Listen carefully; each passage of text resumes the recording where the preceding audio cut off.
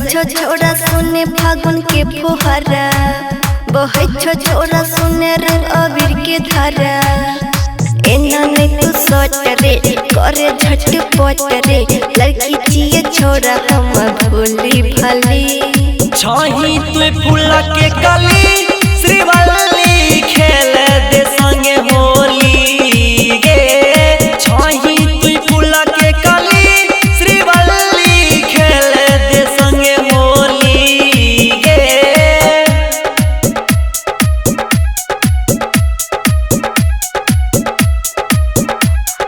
छही तू फूल के कली श्रीवल्ली खेल दे संगे होली गे। कितनो ते कहबी न लेबो तोहर रंग, खेलबो ने छोड़ा होली तोहरा संग रे। जिए हो छौरा सुने छौरी गे बिहारी, रंग देबो छौरी तोहर लाल पियर साड़ी। इतना नहीं करे रंगदारी, दूर हटाए अपन पिचकारी, लड़की छी हम छोड़ा सुने भोली भाली। छही तू फूल के कली श्रीवल्ली खेल दे संगे होली गे। छही तू फूल के कली श्रीवल्ली खेल दे संगे होली गे।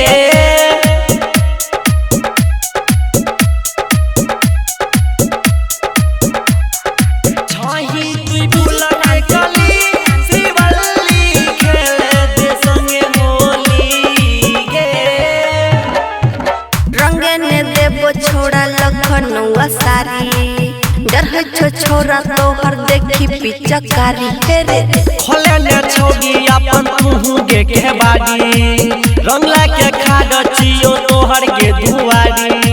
डाले नहीं रंग देबो कर भी अनंत, कितनो तंग एमरानी को थैले पतली गली। छही तू फूल के कली